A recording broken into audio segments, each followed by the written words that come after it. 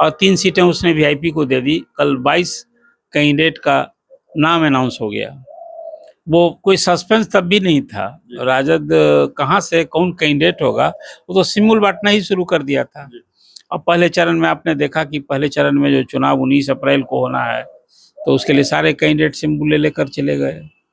और कोई कैंडिडेट ऐसा भी नहीं था उनके पास। मैंने आपसे चर्चा में भी कही थी कि मेरी जानकारी है कि लालू जी ने अपने 22 उम्मीदवारों को तो सिंबल दे दिया है। वो 22 उम्मीदवारों के नाम भी सामने आ गए। जहां नहीं दिया था वो बची थी तब 4 सीटें, और 1 सीट अब सिवान जो राजद के खाते में है। देखिए वहाँ एम22 समीकरण है ना लालू जी का, राजद का। अब वो जनता को मैसेज देना चाहते हैं।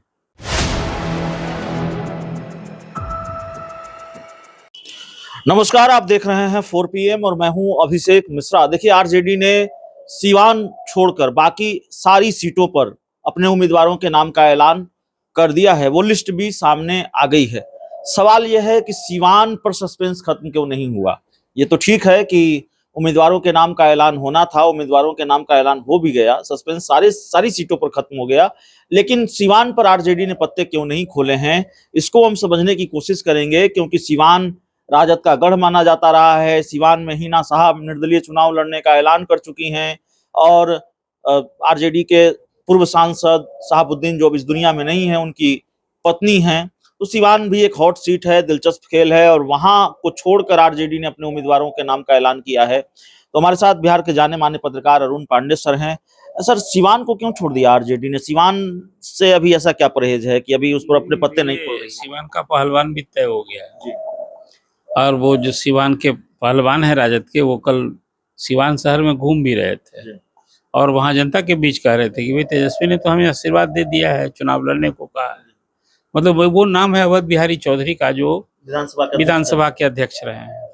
अब ठीक ही आपने सवाल किया कि राजद जो 23 सीटों पर चुनाव लड़ने वाला है, महागठबंधन में तो उसे 26 सीट मिली थी और 3 सीटें उसने वीआईपी को दे दी। कल 22 कैंडिडेट का नाम अनाउंस हो गया।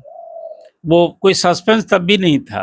राजद कहाँ से कौन कैंडिडेट होगा, वो तो सिमुल बांटना ही शुरू कर दिया था। अब पहले चरण में आपने देखा कि पहले चरण में जो चुनाव 19 अप्रैल को होना है, तो उसके लिए सारे कैंडिडेट सिंबल लेकर चले गए।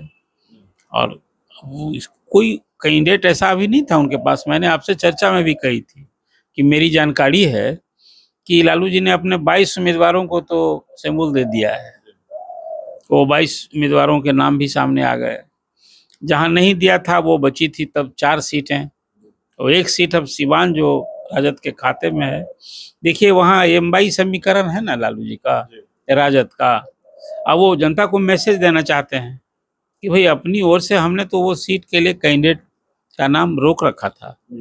जब हिना साहब के लिए ही रोक रखा था, वो नाराज थी, तो भी हम चाहते हैं लड़ना। 2 बार चुनाव लड़ चुकी हैं, असफल रही, और फिर इस बार के लिए भी अभी सिर्फ और सिर्फ एक स्ट्रेटजी है ये।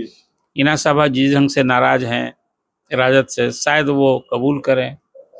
अब तेजस्वी जब सिवान गए थे तो वहां तो उस मंच पर आई नहीं थी, तभी से ये जनता में बात जा चुकी थी।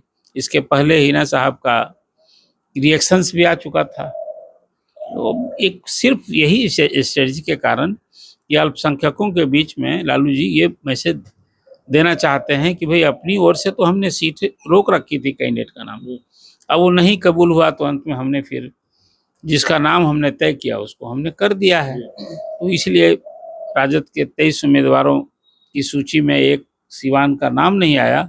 मुझे सिर्फ यही कारण दिखता। मतलब यही मैसेज देना चाहते हैं लालू यादव कि भाई हमने, देखिए, अपनी तरफ से कोई कसर नहीं छोड़ी और उन्होंने अपनी तरफ से रिश्ता तोड़ा। हाँ, स्वाभाविक है, यही है।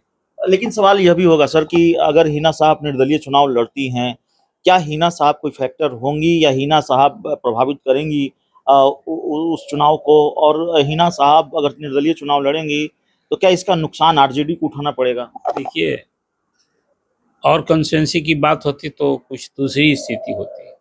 शहाबुद्दीन का जो वहाँ प्रभाव रहा है, और न सिर्फ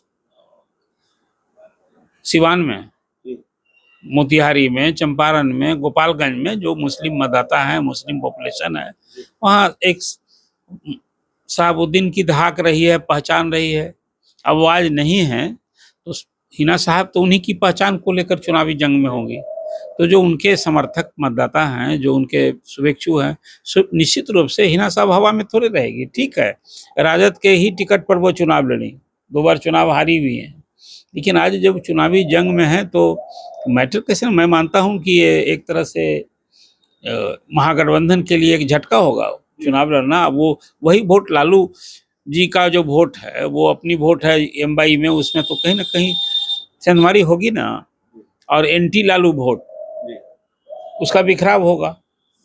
तो ये और राह आसान हो जाएगी जो एनडीए का कैंडिडेट है। एनडीए भी आपने देखा कि वहाँ कैंडिडेट बदल दिया है, सीटें एमपी हैं, कविता सिंह उनकी जगह टिकट काट कर हाँ विजय लक्ष्मी को दिया है, रमेश कुशवाहा जो एक्स एमएलए हैं उनकी पत्नी को दिया है। तो अब 2 महिला उम्मीदवार। तो देखिए, सीवान सीट का जो है खेल हम समझने की कोशिश कर रहे थे, उसका गणित, और सबसे महत्वपूर्ण सवाल कि भाई आरजेडी ने तो अपने सभी उम्मीदवारों के नाम पर मुहर लगा दी, सीवान को क्यों छोड़ दिया। तो सीवान में अवध बिहारी चौधरी आरजेडी के कैंडिडेट होंगे, ये बात भी तकरीबन तय है। इस रिपोर्ट में इतना ही। बहुत बहुत धन्यवाद।